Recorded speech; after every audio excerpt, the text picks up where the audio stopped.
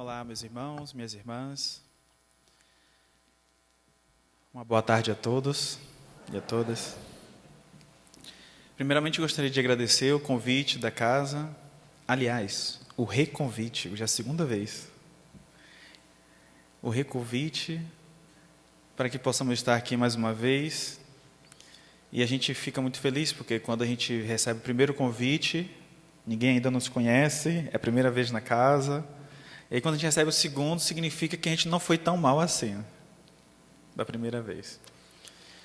A gente fica sempre feliz por poder falar sobre a doutrina espírita, porque a doutrina espírita sempre nos dá tanto, nos esclarece tanto, faz com que a gente entenda as coisas que nos acontecem, que a gente nunca consegue imaginar ser capaz de retribuir de volta no mesmo nível.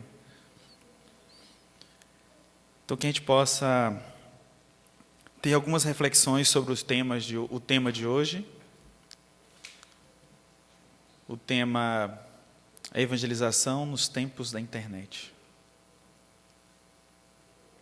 É possível? É difícil? É difícil? Tem gente que está meio dividido aqui, o público. Alguns sim, outros não. Isso aí tira de letra. E outros estão suando. Meu Deus, como é difícil. Vamos refletir um pouquinho sobre isso.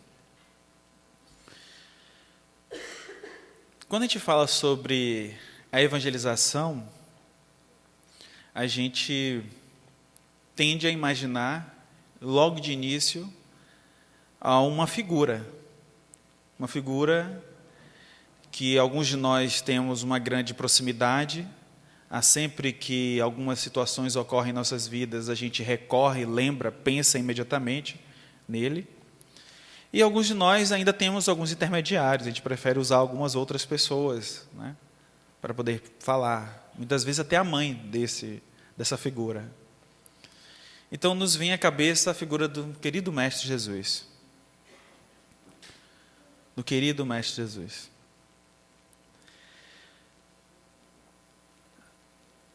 As mensagens que ele traz são as mensagens que a gente não consegue, talvez, descrever com a total capacidade e, talvez, o total merecimento que deveríamos. Porque quanto mais a gente lê, estuda e aprende, de repente, uma frase, uma palavra sobre cada coisa que foi registrada nos evangelhos, a gente começa a olhar as coisas, a olhar as pessoas com um olhar novo. Porque assim o foi e assim aconteceu com todos aqueles que estiveram com ele. Em um dado momento, a gente pode fazer uma viagem para cerca de 2000 anos atrás.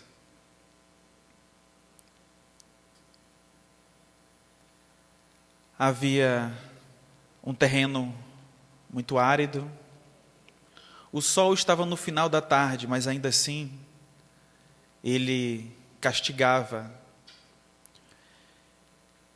E aí uma mulher, ela caminha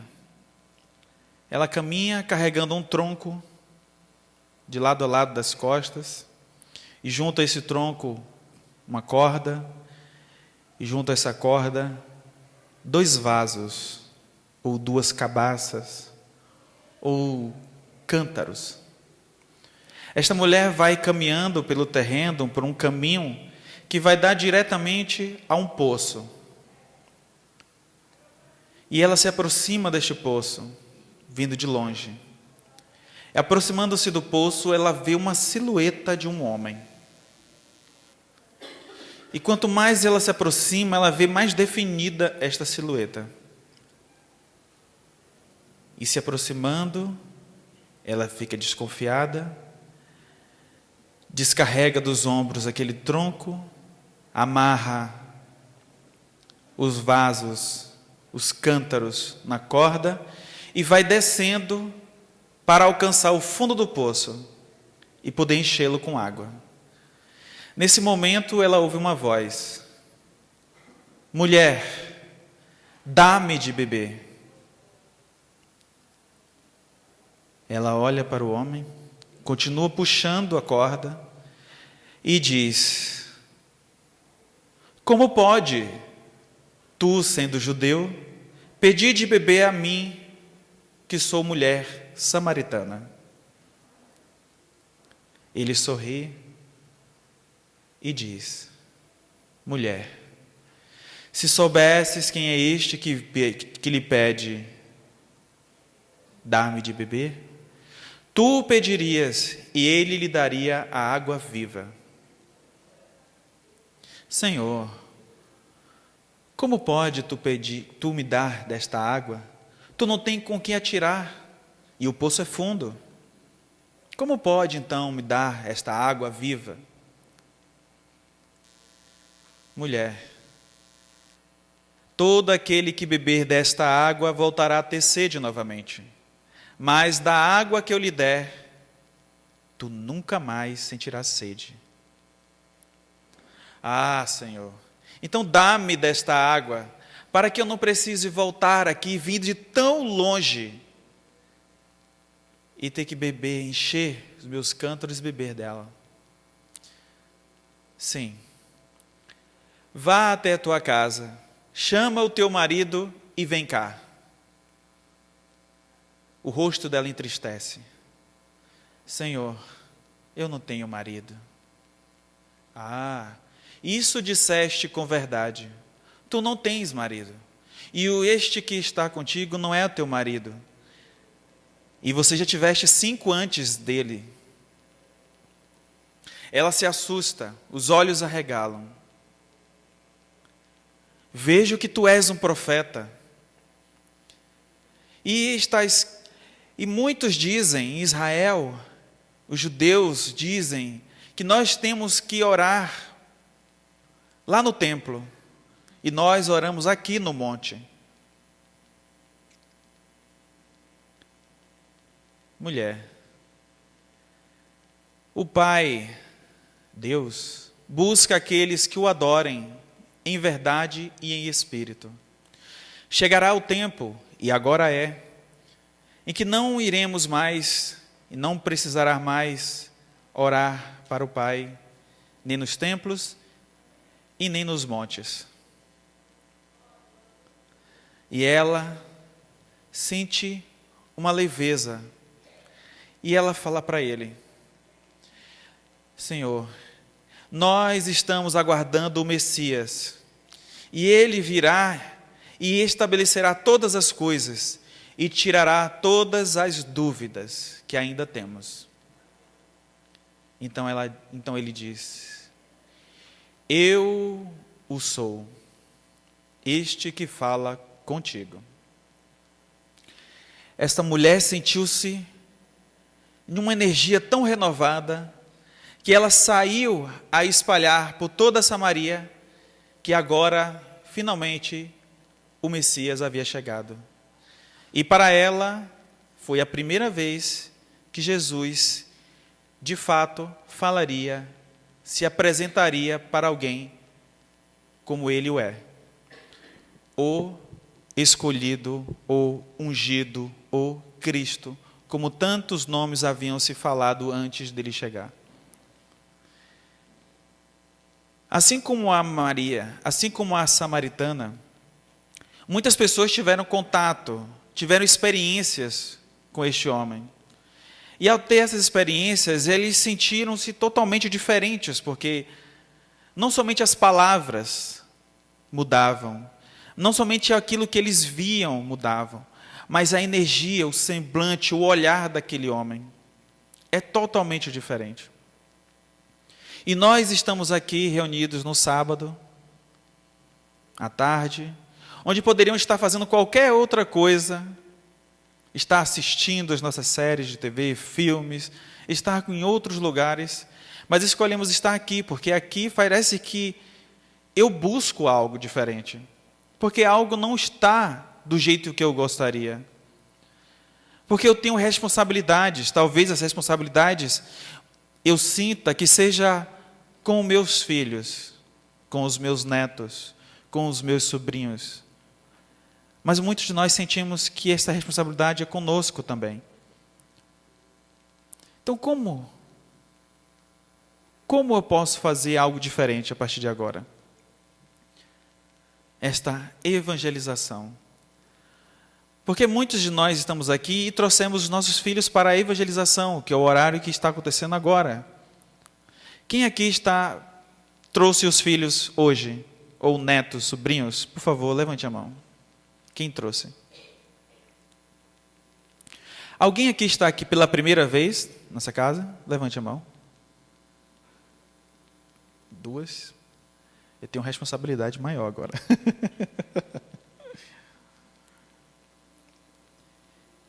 Então a gente vem aqui para poder refletir sobre as leis divinas e sobre o Evangelho de Jesus. Porque não podemos mais, em pleno 2024, olhar para Jesus meramente como um ser que está distante de nós. E distante parece que eu nunca vou chegar a entendê-lo. Eu não falo nem chegar ao mesmo nível que ele. Porque assim ele disse.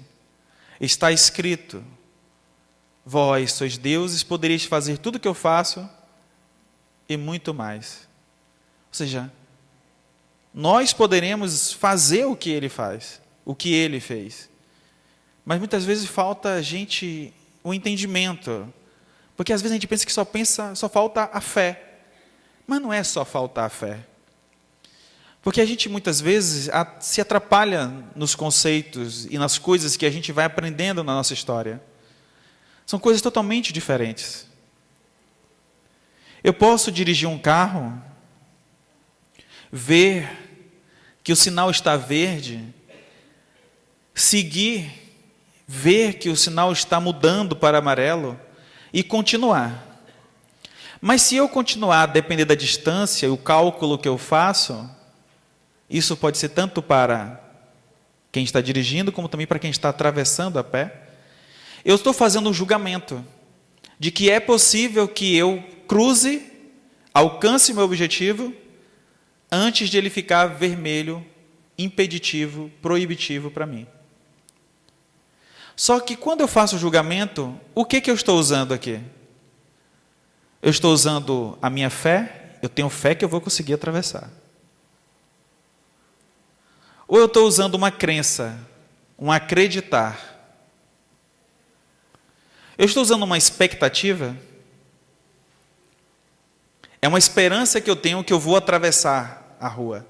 É uma esperança que eu tenho que eu vou conseguir acelerar o carro e cruzar a faixa, a travessia. O que é? Crença? Expectativa? No livro Consolador, Emmanuel recebe diversas perguntas, vários dos trabalhadores ali ao lado do Chico Xavier, construíram diversas perguntas para que enviássemos para Emmanuel. E aí, esse espírito vai respondendo essas dúvidas. Uma delas era a pergunta: qual a diferença entre crença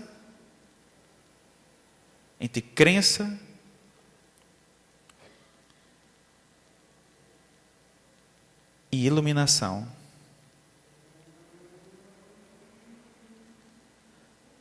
E ele dizia: crer em algo, qualquer pessoa pode crer. Quem acredita hoje, amanhã pode não mais acreditar. Os ateus também acreditam em algo hoje. Eles acreditam, têm as suas crenças. Mas quem tem fé, ele tem certeza. Então, se a gente perguntasse: quem aqui acredita na vida após a morte? A vida além da vida? Por favor, levante a mão. Muito bem. Agora a gente pode ver como que um esclarecimento faz com que a gente veja algo com um olhar novo. E o quanto que a gente se ilumina. Quem aqui tem certeza que existe vida após a morte, vida além da vida? Não é diferente a pergunta? Só mudou uma palavra. Acreditar, hoje eu acredito, amanhã não tenho mais certeza.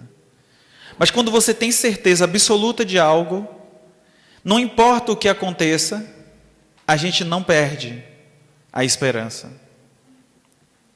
A gente sabe como as coisas vão funcionar. Porque a gente sabe que existe uma lei da gravidade. Aqui alguém acredita na lei da gravidade ou tem certeza dela?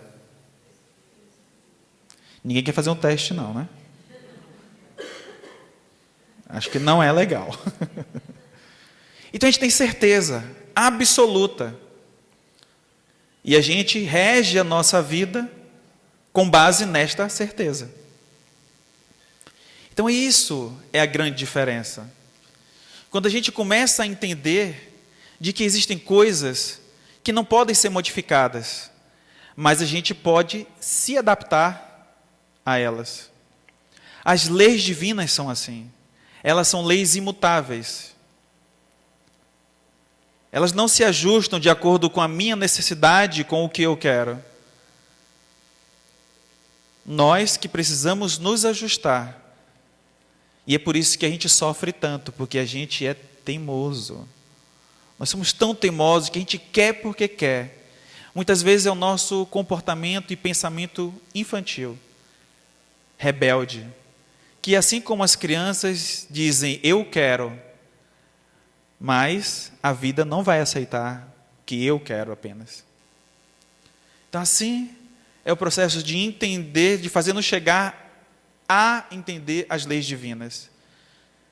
E aí a gente vai ouvir e reouvir as mensagens de Jesus, e de todas elas começam a fazer cada vez mais sentido em nossas vidas. Como ele diz em tantos momentos, com todas essas pessoas. Então quando ele fala, eu sou o caminho, a verdade e a vida. Eu lembro que quando eu era criança, eu sempre gostei e me interessei pelas histórias de Jesus.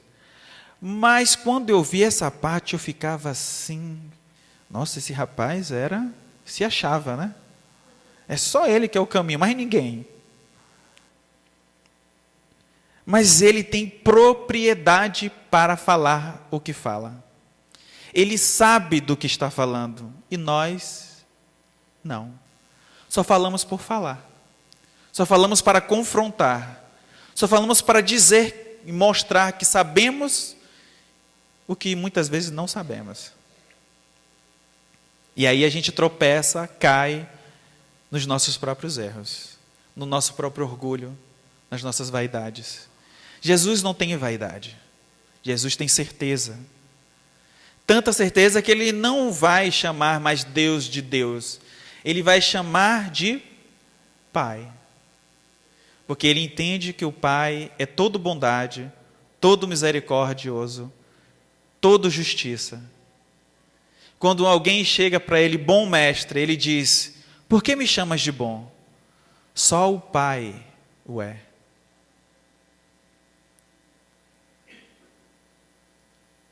Então, todos os momentos que vamos ter em relação a Jesus, todos os momentos que nós vimos as histórias, ao ponto de uma mulher estar passando por uma dificuldade há 12 anos, e ela chegar e pensar, eu tenho que chegar perto deste homem, eu preciso falar com ele, pedir para que ele me cure, mas ela percebe que a cidade está empolvorosa, está repleta, cheia de gente, e o local onde está programado para ele passar já está lotado, as pessoas estão se empurrando, e ela então pensa, eu não preciso falar com ele, eu não preciso que ele me toque, porque eu estou impura, segundo as leis que ela aprende.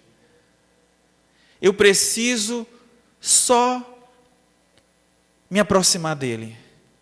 Eu preciso tocar nas suas vestes, nas suas roupas.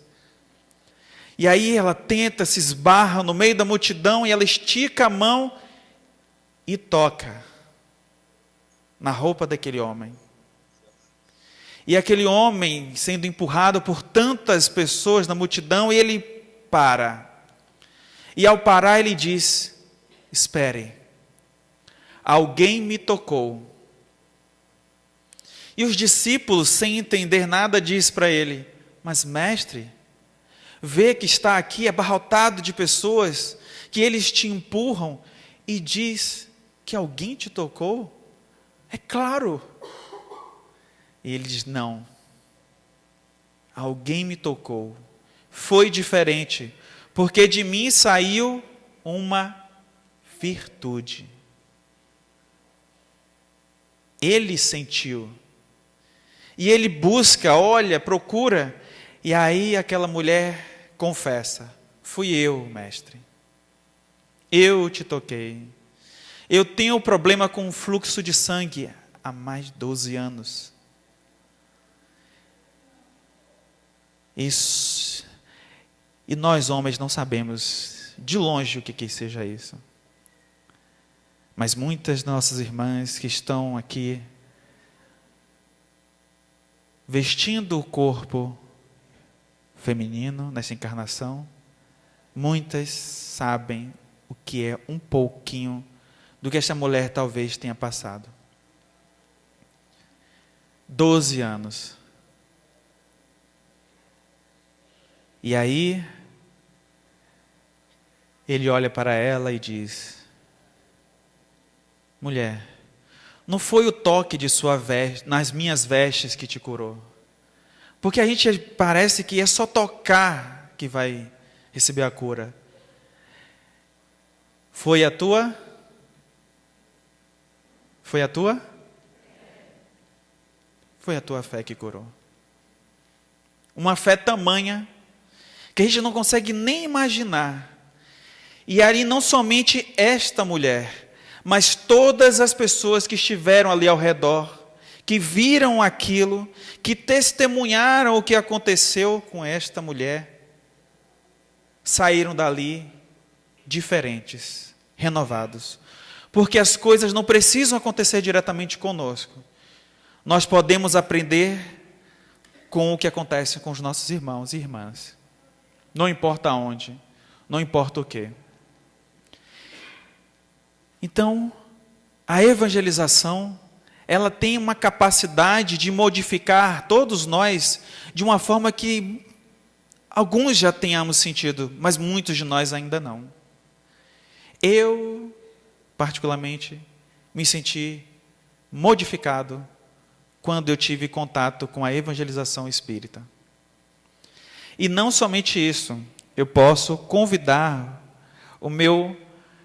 um dos meus evangelizadores, que tive a alegria de estar comigo aqui hoje. Então, vou chamar o meu Marco Oliveira, Marquito, para intimidade mesmo, tá, gente? Pode chamar de Marquito.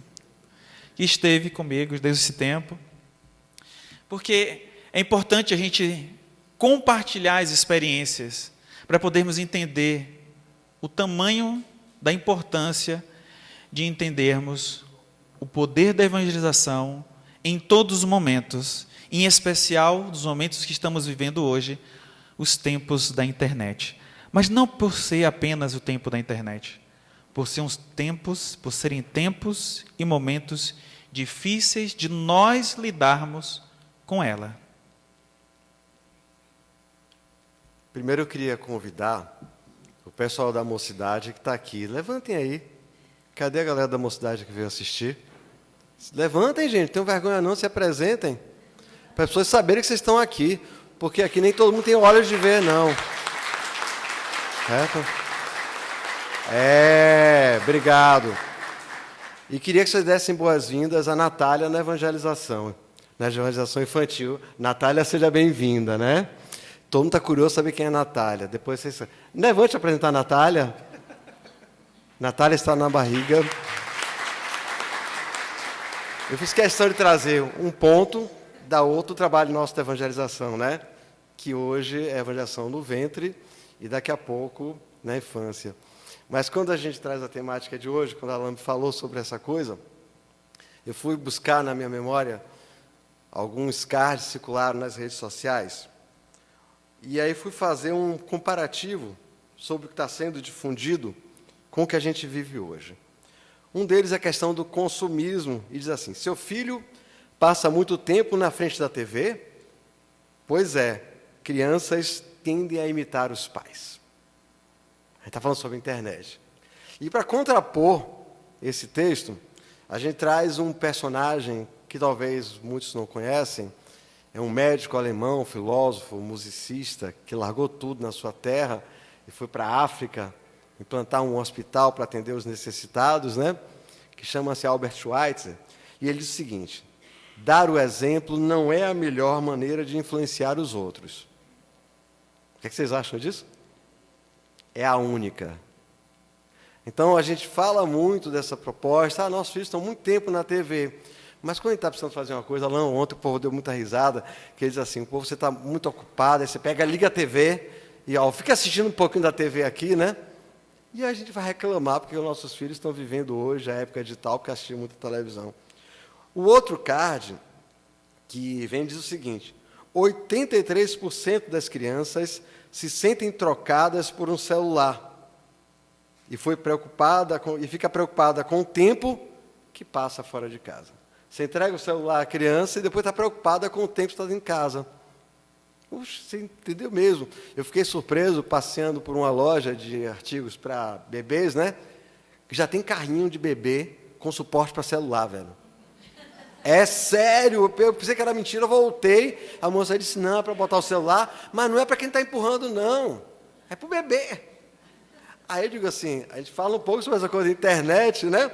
Aí outro card que eu selecionei, aliás, aí sobre esse assunto a gente vai buscar a Joana de Ângeles no livro Constelação Familiar. Vivendo-se em sociedade, os relacionamentos entre as pessoas, em especial e genericamente entre famílias, porque esse genericamente, porque hoje a gente ampliou a noção de família, né? A família está muito mais ampliada, isso é uma noção da evolução do espírito. Quanto mais ampliada for a nossa percepção do que é família, hoje a gente tem as famílias nucleares, famílias de separações, dos recasamentos, por adoção, das famílias homoafetivas. Então, isso é um progresso da humanidade em relação à família. Então, se alguém disser que a família está decadente, não acredite, é fake news. Outra é a questão da baixa autoestima. Quando você larga o seu celular, sua criança vibra. Aí está preocupado, e bota o telefone, bota o celular no silencioso, bota não sei o quê. Aí a gente esquece daquela nossa criança, nosso jovem que está ao nosso lado. E que por que a gente fica perguntando, por que ele se entregou tanto a esse meio digital? Para este espírito dessa geração é natural. E a gente não pode, eu gosto muito do Caetano Veloso, meu conterrâneo, quando ele diz que é proibido proibir. A gente tem que se associar à ideia dele, conviver com a ideia dele e apresentar novas possibilidades. Então, aí diz o seguinte: somente através de uma convivência positiva que resulte agradável é que se podem formar relacionamentos saudáveis que resultem em harmonia no grupo e interesse sincero em favor do bem-estar de todos. Será que eu estou ali somente para criticar, mas eu não entro no mundo dele? Para quem lida aqui com as crianças que estão vivendo essa existência com deficiência, né? Que não são crianças deficientes, não são adolescentes, são crianças e adolescentes com deficiência, porque é um estado transitório. Enquanto o espírito não existe, a gente precisa ir ao mundo deles, não trazê-los ao nosso. Para, chegando no mundo deles, empreendermos um diálogo e aí sim apresentarmos o nosso mundo a eles. Então, quando a Alan fala que eu evangelizei ele, ele chegou na juventude, mas a gente precisa conhecer o mundo dele, até para saber como chegar a ele. Ele ontem falava muito sobre a questão de confiança, de que diálogo inspira confiança. A gente só conversa com alguém que a gente confia. Então, por isso, Joana de Ângeles nos traz essas... E a última questão do diálogo, a conversa em casa pode passar de um número limitado de caracteres. Quando você está no WhatsApp, Twitter, Instagram, você tem um limite de caracteres, não é? Mas numa conversa olho a olho, não tem limites. Então precisamos viver este olho a olho. Então quando ele fala internet, a internet é maravilhosa. Agora, o que às vezes não é tão... Boa tarde, seja bem-vindo. É o uso que nós fazemos disso. Aí é que está o grande X da questão. Vocês acham que há milênios atrás, a invenção da roda, Foi algo natural? Não, foi algo que foi rejeitado. Mas a partir do uso da roda, as pessoas foram associando, foram vendo a importância. E quem lembra agora, quando está andando de ônibus, por exemplo, que o ônibus tem roda? Vocês param para pensar nisso?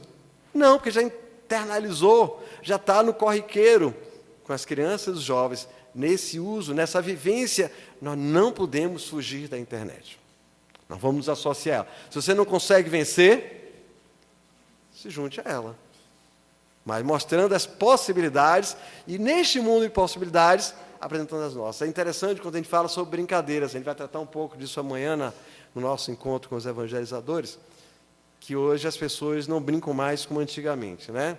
Quem aqui ainda brinca de picula, de esconde-esconde, de amarelinha? Não é? A gente vai analisando isso, mas a gente tem resgatado isso com a juventude principalmente, que são mais resistentes. A gente tem conseguido resgatar como? A gente faz uma atividade sobre evolução do espírito. A gente usa amarelinha. Aí eles estão jogando, brincando na amarelinha, depois eles trazem isso. Nós tivemos um encontro com juventudes, em 2020, exatamente no ano da pandemia, foi o último encontro presencial, onde a gente, enquanto eles estavam em atividade, a gente desenhou no pátio uma amarelinha. E deixamos vários algodões molhados, todos eles sabiam o que era, e nos intervalos eles vinham e brincavam. A gente precisa oferecer essas oportunidades para que eles consigam dividir seu tempo entre as coisas que são digitais, da internet, e as coisas que são presenciais. Então, isso é um papel que não cabe às nossas crianças e aos nossos jovens. Cabe a nós, que eu acredito maduros, que eu não posso responder por cada um, eu não respondo por mim, quanto mais, né? Mas que a gente possa, com a maturidade, oferecer essa possibilidade às nossas crianças, aos nossos jovens. Dizia ele, a internet é massa. Os games são fantásticos, mas que tipo de games? É uma outra história. Então, a gente vai jogar com eles, e jogando com eles, a gente vai dizer, pô, será que isso é legal? Será que sair matando é legal isso? E aí deixa eles refletirem. Não, essa coisa de nunca diga nunca. Por que a criança, uma das primeiras palavras dela, qual é a primeira palavra que a criança aprende, fora o papai e mamãe? Não. Por quê? Porque é o que ela mais ouve. Entenderam? Então, a gente se associa ao processo que elas estão vivenciando e oferece novas possibilidades. Inclusive, na própria internet. A internet oferece jogos colaborativos, oferece palavras cruzadas, que isso também é conhecimento, né? Então, nós vamos diversificando a forma de lidar com as nossas crianças e nossos jovens, se aliando à internet. Obrigado, gente, por esse espaço.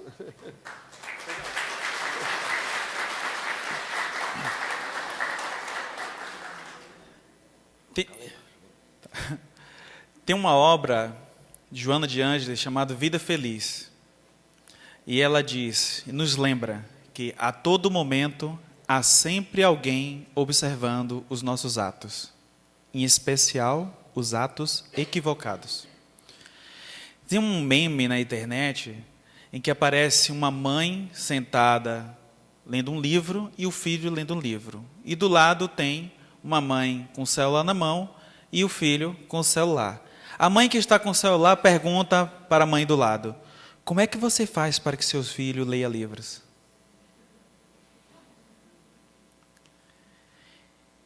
O exemplo é a única forma. É difícil, porque senão a gente vai dar o celular para as crianças vão brincar, vão ficar ali o tempo todo mexendo, a gente vai emprestar o nosso celular, e aí a gente vai dizer para a criança, olha filho, filha, mentir é feio, mentir é errado, não minta. E aí de repente o telefone vibra, toca. Aí a criança olha para... Mãe, pai, é o tio Ala, tá ligando. Aí o que você vai dizer para ele? Diga que eu não estou. A gente acha que é uma mentira inocente. Não existem mentiras inocentes. Porque a criança vai associar. E aí, muitas vezes, por isso que para a gente colaborar com a evangelização, uma evangelização na casa espírita, perpassa pela ideia de ter um planejamento. Tudo que é feito aqui na casa espírita perpassa por um objetivo, organização. A minha formação é em administração de empresas. Eu já gostava da administração sem saber de que existia uma coisa chamada administração. E uma das coisas que mais me chamou a atenção quando eu já fazia parte da casa espírita, é o quanto que na casa espírita as pessoas se organizavam, se reuniam, planejavam as tarefas, as próximas reuniões. Tudo era organizado. É isso que a gente precisa fazer. Porque o conteúdo que vai ser colocado, por exemplo, hoje aqui, pode ser o mesmo conteúdo que está sendo falado lá na evangelização. E aí depois, quando se termina, eles se encontram. Em particular, eu participei de uma atividade em Salvador, uma semana que eu estive o ano passado, nessa época de junho, né? E aí eu tinha feito uma atividade com crianças, depois com jovens, uma atividade bem diferente, relacionada ao tédio, o ócio. Eu fiz os jovens ficar 7 minutos sem falar com ninguém, sem falar uns com os outros, sem mexer no celular, parados na cadeira, sem falar nada, sem piscar o olho. Imaginem. No início, quando eu propus a atividade, eles acharam desesperador. Eles diziam, eu não vou conseguir. E no final todos conseguiram. Quando terminou a atividade, porque existe uma reflexão sobre essa atividade, porque quando a gente está em ócio criativo, quando a gente está em tédio, o nosso cérebro relaxa, porque agora a gente tem tempo para não ficar mais fazendo coisas que não são tão importantes, e a gente começa a ter lembranças de coisas do passado, a gente começa a pensar sobre coisas que vão acontecer no futuro, e a gente também começa a observar o presente. E observando o presente, a gente começa a detalhar. Meu Deus, olha que interessante, tem 2 modems pendurados ali no teto. Alguém aqui já tinha visto aquilo? Não tinha visto, levante a mão. Quem não viu aquilo? Todo mundo já viu? E aquele relógio lá, quem viu? Quem viu o relógio, levanta a mão. Muito bem. Alguém sabe onde tem um extintor de incêndio aqui? Não viu, né? É porque não tem. Não tem, né? Não estou vendo aqui. Está lá embaixo. Mas vamos colocar aqui, calma. Então, quando a gente tem tempo para perceber o que está ao nosso redor, a gente valoriza o que está ao nosso redor. Então, os jovens, quando eu fiz atividade, eles começaram a falar. Quando terminou a atividade, os jovens se encontraram com os pais, porque era a vez dos pais. E aí eles se encontravam. Muitos deles já começaram a falar com os pais o que tinha acontecido. Quando eu comecei a atividade com os pais já começaram a falar, nossa, meu filho estava sorrindo, me contando que você fez aquilo, ele adorou. Eu falei, meu Deus do céu, está vendo? Foi aquele que disse que não ia gostar. E é assim. Então a gente acha que não vai ter condições de ter uma comunicação com o jovem. Evangelizar em tempos da internet é entender de fato o que realmente é a internet. Porque a gente olha a internet e parece que é tudo, mas a gente não consegue conceituar. A internet estabelece possibilidades, porque a gente pode fazer qualquer coisa com ela. Uma faca de mesa eu uso para quê? Uma faca de mesa. Quer o quê?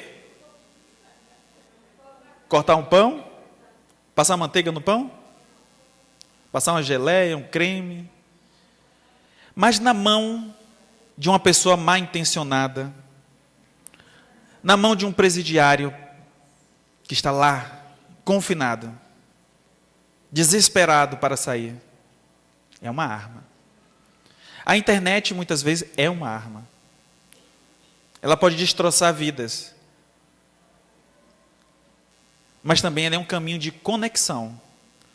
Porque a internet, em essência, é possibilitar conexão com coisas que antes a gente não tinha acesso fácil.